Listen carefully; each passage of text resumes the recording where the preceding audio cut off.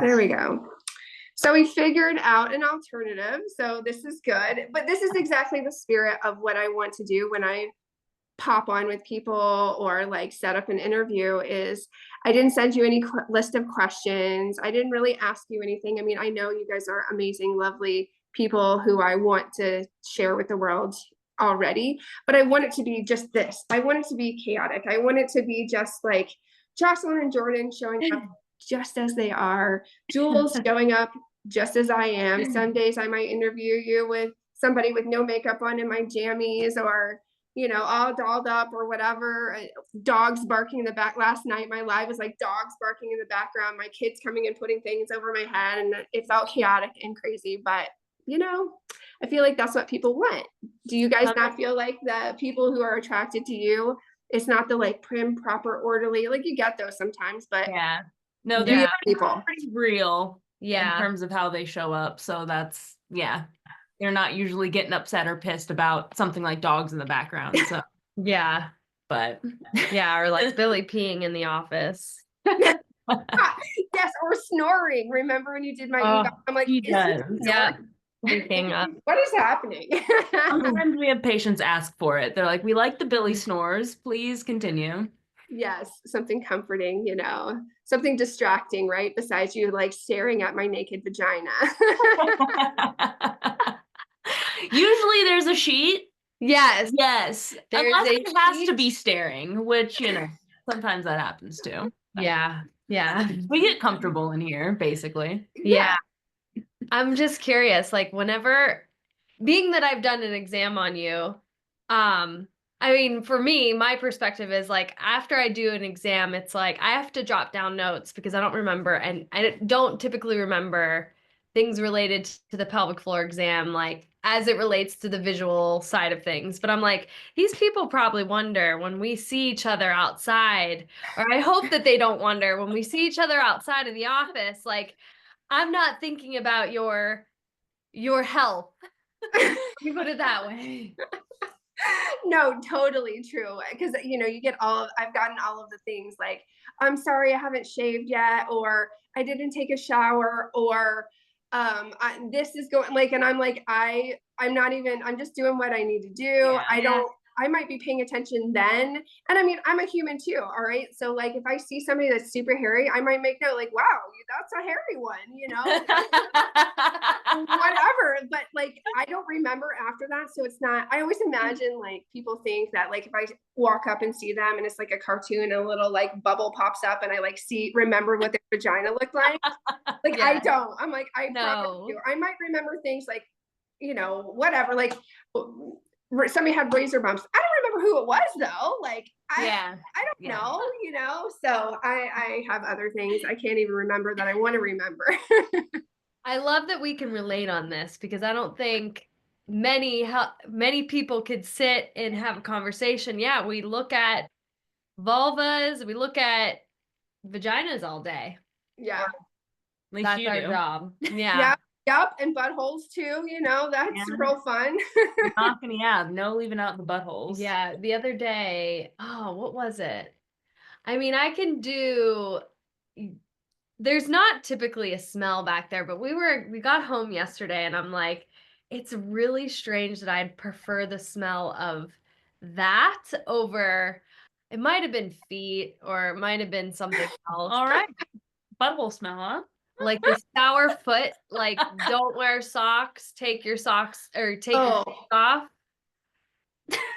Yeah, nasty. I mean, I would just say like people worry about these things and there are like, I mean, usually again, unless there's an issue, right? Yeah. It's a pleasant smell. It's a and it's a sense of health, like things should, and having a smell, there's not like that. We all have a scent, I guess, better word than smell, like a scent. We all have that.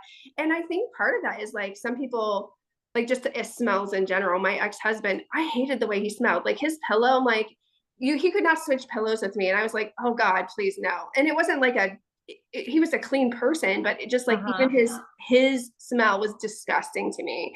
And then like my current boyfriend, like, oh, I could smell his pillow all day long. There's not very much there, but there's this scent, you know? And so, Yeah.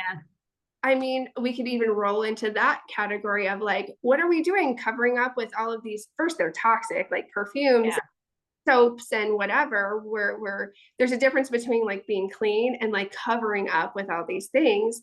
Yes. But what are we missing out on, especially when we're partnering up with people, whether that's because pheromones are a thing, right? Whether it's friendships, business partners, or your intimate partner, like if you can't smell their natural scent, you may be partnering up with somebody who isn't a good match for you. So, well, it's interesting too, because I remember learning about that. Like, we will typically find someone attractive and on their smell because like their antibodies and their like kind of genetic makeup is like opposite of ours. So we're gonna make like a superhuman baby with like, you know, like they have things that we don't, we have things that they don't, and yeah, that's so cool. I love all of that stuff. We're definitely not perfume wearers here. No. Oh, and it almost to like a fault if people wear perfume when they come in, and it's kind of like, okay, all right, love you, but we're choking a little bit. Yes. Yes, everyone thinks like that's a better smell, but also it is not. Smell bad, smell too good. It's like it's too much. Yeah, for sure. Oh my gosh. Have you ever been through a Abercrombie and Fitch stage where you would just go into the store to smell it? Because I did. And I go and I think about, well, they don't do that anymore, but I think about, I'm like, geez, I would purposely just spray everything in men's Abercrombie cologne. It's so bad. I know I've never really been that way. I actually am more toxic in that way now than I ever was, because I've been crunchy for like, I don't know, 30 years. And so like I would like run down the laundry detergent aisle because I couldn't even like stand smelling the laundry detergent aisle, because we just used essential oils and we cleaned with vinegar and whatnot. Although I do have a perfume that I wear now that is like completely just like your standard, you know, perfume that I just love the smell of, but I try to just like special occasions wear it, you know, where I just like really want to smell really good. And but yes, I can't handle strong smells. Balance to all things, right? Like there's no, for me, it's not like there's no shame around, okay, if this is like what you want in your life, there's always just trade-offs, right? So it's like, okay, if you love the smell of this perfume, like I'll tell my patients, like at least just put it on your clothes versus like on your neck, on like your skin. Right. Or where there's like lots of lymph nodes, right? Like that, trying to pick that up. For sure. Same. So like in the birth world, of course, most people are into like natural, crunchy, and they want to pull out all the essential oils at birth. And again, pheromones is a big part of the communication, the nonverbal communication between what's going on outside your body and inside your body. And then after birth, when your baby is born, you emit the most pheromones from the top of your head. And so it makes sense that like, where is a baby's head closest to? Mom's nose. So she's smelling that her baby is here. It's a signal. Oh, the baby is on the outside and on mom. Now I can release the placenta, clamp down on those arteries, the capillaries, and stop the bleeding. So it's a preventive of hemorrhage if you don't have a bunch of smells. But if you're diffusing all of these smells everywhere and rubbing them all over yourself in labor, then it impedes that communication with your body between your baby and you. So anytime people like want to use essential oils at a birth, I always tell them sniff it straight from the bottle, put it on a tissue. I'll pour peppermint in their emesis bag if they're feeling nauseous so they can sniff it, and it kind of dilutes the smells and whatnot. But it's really important not to just have them all willy-nilly where you can't undo them, right? Interesting. Super interesting. Wow. I didn't know smells could be so interesting now that we're talking about it. Yeah, I know. And I love how we just went from one thing to a totally different, but it's all tied together. So I love when you would ask me, Jules, about like having us come on and do this today. Like the whole, you're like, there's nothing like specific. I just want to talk to people who basically are like authentic and just living their like, living their life, their business, like kind of in that space. So I was curious, like for you, how have you seen like that make a difference, I guess, even like up to this point in your business and like in how you help women? Just living my life and yeah, Like I mean, being you. being me. Like, because I suck at being you. I suck at being somebody else. And so it's like it takes so much more work to try to be something I'm not. And I at the end of the day, I've always said this. I've kind of been accused, especially like you want to talk about mother wounds, but my mom always would she hated how confident I was even as a kid. And I'm like, I love me. Like I love me.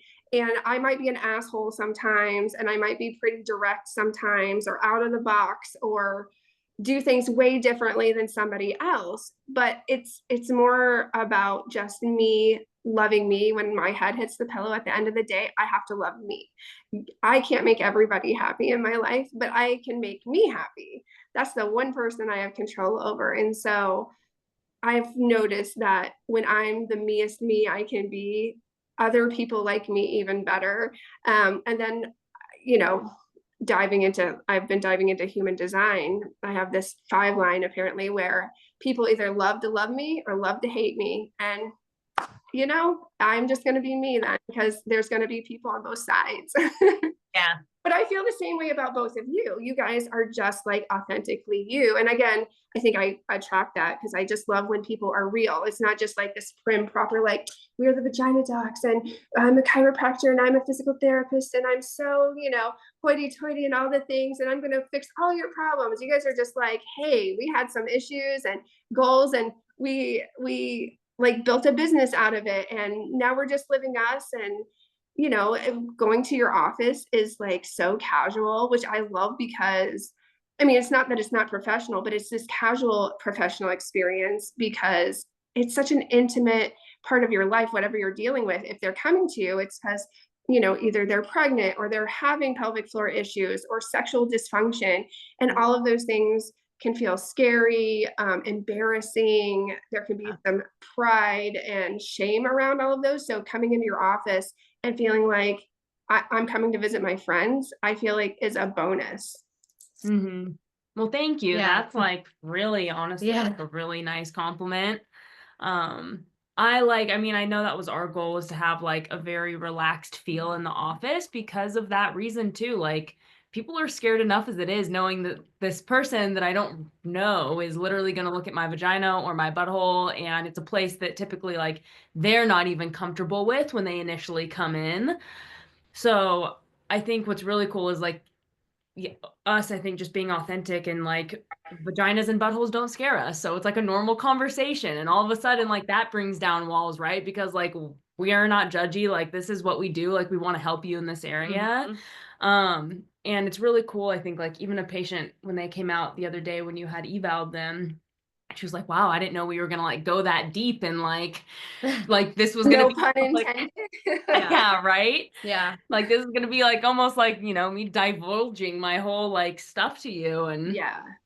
I had jokingly, I was like, yeah, we're soul bonded at this point. Like once you come in here. Yeah. Yeah, because it isn't just the physical, you guys Yeah. do the emotional, mental, spiritual, which again, I love so much because I feel like I do similarly. Like I my therapist calls me a shaman disguised as a midwife. And so it's like we do these things, but like the physical, clinical stuff is almost this like tool to get to the real stuff. Yeah. Like, Yeah, for sure. Oh yeah. It's more And- like, yeah, it's definitely the vehicle. Yeah. What were you gonna say? Sorry. So back, like, just from an authenticity standpoint, if we want our people that come to see us to be vulnerable, I think we have to be vulnerable. I mean, how many people enjoy going to their gynecologist? And I know I have some patients that just love theirs and I want to meet those people. But in general, I feel like the medical community is so brainwashed into being a certain way. Stiff, sterile, white coat. Yep, I'm in charge. I know best. Where I know, as from a patient standpoint, there is so much that I had to be willing to look into and be open to feeling, saying, experiencing, admitting Yeah. so that I had to go there before a healthcare provider could do anything about it. So at the end of the day, like authenticity is like the most important thing for us helping our patients and us helping them become authentic. We have to show vulnerability. And then, yeah, ultimately, like yesterday or 2 days ago, we were at the gym and we were walking up the stairs and I was like, I just wish I could say to my patients, like some of them, like, look, I can't do the work for you. If you want to feel this, you actually have to look and make peace with yourself and go into yourself with love and kindness and forgiveness and acceptance. And I am at the point in my career, like I would rather just change careers than show up any other way. And I will show up and hold space where people are ready to hold space. But whenever it comes to our pelvic floor, there is always a mental, emotional, and a spiritual component. And you're right. So the physical is gateway to everything else. And we can bring people further physically, but we have to walk the path. That we work something physical and then they get to the next step where they have to break through a barrier, emotional barrier or a fear before the next thing can be. So it's tough for us to think about ourselves as just like physical therapists, chiropractors. We're more like, and we're trying to figure out like what that looks like from a business model, because it's like visits imply like there is a ending or there's just like this natural progression. But really what it's kind of like is it's like a curriculum, a holistic curriculum of learning and shedding and progressing and then setbacks and working through the setbacks. Yeah. And I think the vehicle it's just freedom, and it's like you're going inward on the health side, the physical side, and yeah, like it just ends up shedding into other areas of your life, right? Like you could have freedom of time, freedom of wealth, and like we are in the space of freedom of health, and it's cool to see how that like breaks barriers even into even the wealth space. And even what I mean by that is like patient women coming in and feeling like they are worthy to spend money on themselves. Yes. Yeah. And we were saying this as well. It's like, yeah, we can help your leakage, but just get ready, like buckle up, because this is going to change your life forever. There's no going back. If you allow, there is absolutely no going back, because we're not cheap to see. Yeah. And for a reason, like we put our heart and soul in our work, and we are not just doing the surface stuff. If you want the surface stuff, there's people out there, but that's just not us. And it is like, yeah, you have to get through the emotional wounds or the money wounds, the worthy wounds of the guilt wounds of taking time for yourself instead of your kids. Yeah. Really, it is for your kids, because if you don't show up for yourself, you can't really show up for your kids. No, it's true. And it affects, I always tell people like your birth matters, not just for this birth. It matters. It's going to affect how you grandmother. So we're talking generationally that we're changing things. You're setting into motion things for generations. And I don't just mean, oh, to be a good example to your granddaughters. Like I want to run after my grandkids and jump on the trampoline with them. I want to be able to speak positively to, my grandkids about their bodies. So many people assume like, oh, you're a midwife, so your daughters know like all these things about their bodies and women and health. And honestly, I think my sons know more than my daughters do, because they're like, oh God, please, I don't want to know, don't talk to me, they overhear. But my sons they've paid better attention than even my daughters. So They're Yeah. really great husbands and partners to their partners. One of my sons has a son, and then my other son's fiance just told us at Christmas that they're expecting a baby. And so that's really exciting. So your impact affects your grandchildren, granddaughters, grandsons, like for generational. And again, it goes back to, you're not just healing your body. When you heal your body physically, it opens up the emotional, mental, spiritual side of it, because to me, this is proof. Go to the gynecologist your first time and you leave and you feel something. Like, whether it be, for me, I was so pissed off and irritable from it. It like opened up like all these things. And so most people don't ever leave. And like you said, like most people don't like their gynecologist. Like it's like this, ugh. So if it was just a physical thing, it wouldn't open up all of these other things, right? And so you have the opportunity by, birthing with a midwife, seeing holistic pelvic floor therapists who are not just going to open you up physically because of this things that they're doing. They're going to address the other things that can come up along with the physical in order to bring that healing, not just for you, for your kids, and again, your grandkids. I never thought of the grandkids beyond like, you want to be able to show up for your grandkids. But now that I think about it, like my most precious memories with my grandparents, and I'm definitely not close with all of my grandparents, but like my favorite memories are whenever my grandparents were physically active with us and engaging. Yeah. And it's like I don't remember the times where like my grandparents didn't show up or weren't there because they weren't physically able to show up. Yeah. So you're right. Yeah. I think it's kind of crazy too. Like I was just, as you were talking, I was thinking about how like you are helping women through, I feel like something that's a huge fear. And I don't know if all women have a fear around childbirth, but I kind of feel like if I like, do most women have a fear around childbirth? Oh my gosh, I would. For sure. Yeah. Sounds like terrifying. It seems terrifying to have another human come out of you, and it's like it's so the fact that you literally probably watch women transform from like this fear state into like this, like maybe they feel a little bit more like superwoman afterwards. Like I can do anything. I mean, I'm curious about that. So yeah, I mean, and that's why I named my business what I did. Like when I was a doula, it was like empowering childbirth or something like that. And I at the time, like I really enjoyed that word, but I actually just told Chat GPT yesterday, do not put the word empowering in anything ever, because that's to say that I have the power and I'm going to give it to you.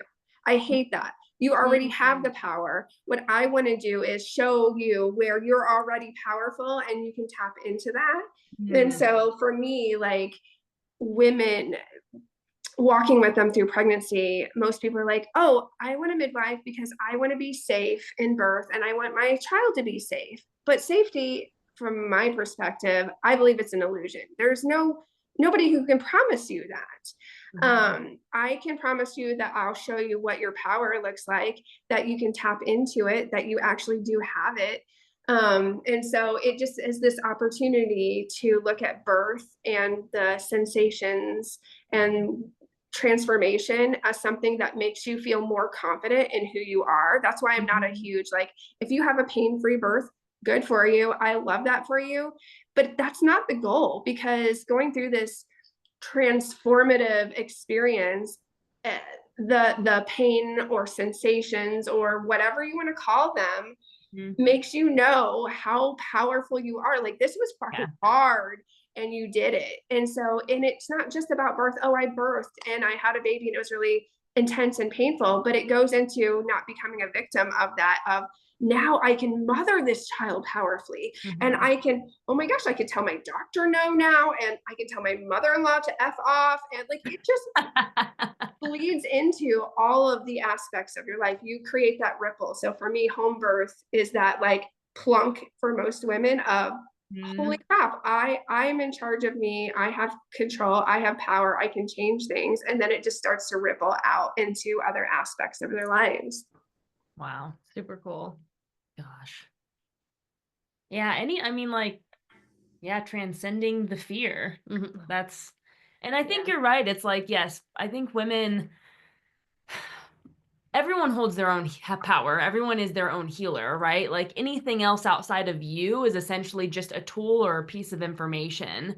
So I feel like, yeah, I mean, I was thinking about, man, we use empower a lot and all of I know. shit, but I love Jules. I would disagree with Jules just because it's like, what's the breakdown of empowering? Is there a way we can look this up? I know. We You should. know what I mean? Because it's What do like, you want me to look up? because when I think about it, I think about like we're helping women to just step, like into the power they already have. And it's really just giving them tools. Because also, like, even with the work that we do, right? Like, we know what we see with women. Like, if they come in and we can teach them how to facilitate better breathing to help basically facilitate getting baby out, like, that's just, again, another tool that they have in their pocket to just feel their own power. You know what I mean? Versus like, yeah, I don't know. And I guess not having that information. I'm not saying that that's, obviously women have been birthing for years without pelvic floor physical therapists, but it is cool that we can give women though, like these tools that really do make them, I think, feel more confident. Yeah. Like, we're not like, yeah, this is going to be easy. We're like, no, like you just have some tools now that are going to just like help facilitate the experience you're going to have. Something that we've been talking about recently is like, okay, so our friend has the manifestation business, and what we've learned in the past, like how many, like 8 months now, is that if you truly want something, you will orchestrate your life so that you get it. True. Like literally, it's as simple as that. But ultimately, we don't truly want the thing that we want if we are not fully ready to surrender to it. And like for me, what has it been lately? Okay, so suffering is familiar. It is it is so familiar. And whenever, like between us, like all of my wounds are either related to money or sexual health. And so whenever it comes to choosing to be this like different version of myself versus the wounded version of myself around money or sexual health, like it's literally a choice. And whenever there's this line of me choosing to do the thing and like feel the fear and like move through it kind of thing. Is that what you're getting at? Yeah. It's literally as simple as that. But I am so much more familiar with the suffering and the stories and all the shit that's around it that I just don't ultimately like shed. And so whenever it comes to teaching people in the office here, it's like the things about, well, they don't have time to do this, they have that. Or that, like, it's hard to engage their core. It's hard to breathe this way. Then do you ultimately want it? And if you don't, that's okay. But we just have to get radically honest with ourselves. We have the power to get exactly what it is we want, but we have to be truthful. Do we actually want it? That means we have to give up some stuff. To give up I have to give up the suffering, and I don't want to. No, it's true. And that's what it really, at the end of the day, I mean, even with mine, I call for in radically responsible people. You have to be radically responsible for your birth. I'm not here to save you. I have some skills. I have some, I can walk you to, but at the end of the day, you have to be radically responsible for how are you going to eat? How are you going to show up? Are you going to do the inner work? Are you going to do the outer work? Like it, and sometimes and I tell people it's okay to tell me I ate like shit last week and I'm not sorry. You get to own literally all of that. Yeah. It's okay. You don't have to want it for me. Don't want it for me. Want it for you. And so make those choices, but also you'll get a lot further instead of telling me, oh, well, I ate this, this, and this, but that's not my usual. And I'm like, last month you told me the same thing. And the month before when I asked you, you were like, oh, but there was a birthday. There's always going to be a birthday party. There's always going to be an anniversary. There's always going to be a bad day. And you have to, and it's okay to be like, I chose Yeah. that, but intentionally choose that. Yeah. Don't And let it own Yes. it. Don't. Own it. Just own it. Like Own it. that's yeah. There's power and healing in that, right? Yes. Yes. You don't actually have to do the thing, but if you own it. I love to use the word responsibility. Yes. That's something that I feel like has been coming up a lot for me lately. Because just like being responsible for yourself, like just owning your own shit and not being a victim and like saying that it's everything else outside of me, like Yeah, I love that. And I mean, I know I told you I want to chat super long. So I do want to, like, Jocelyn, thank you for even sharing, like, I've got shit with money and sexuality and I've got these choices. Again, that's why I wanted to just, the fact that you'll share that, I feel like your patients, our clients need to hear our shit too, not to make every session about us, but they do need to hear you're not alone. I have issues too, because you don't become the healer by healing all your shit, because then there's no healers in the world. You become the healer when you are willing to admit that you need healing too. And so then I feel like your message is even more powerful and potent to the people who feel called to you. Yeah. Mm-hmm. Yeah. Yeah. Any last words? I just want to thank you for, like, again, both of you coming on, being authentic, sharing, and just, being a part of my messy life. Thank you for bringing us into the Facebook mess and now the Zoom. Just kidding. It's been awesome. It was a teaser. They're like, oh no, when's the video? No, I mean, any last words? I don't think so. I don't think so either. Oh, well, cool. All right. Well, thanks for coming on. I appreciate what you're doing in the world and love you too so much. Thank you. Thank you. I guess only last word would be, if there's anyone who ends up seeing this, like, and they have questions, feel free to reach out to us. Yeah. Like if they, want any part of what's going on over here. Totally. And I'll tag you and put all your info in the Facebook post when I do post it. So, all right. Thank you. Bye, Joel. Bye, Joel. Bye.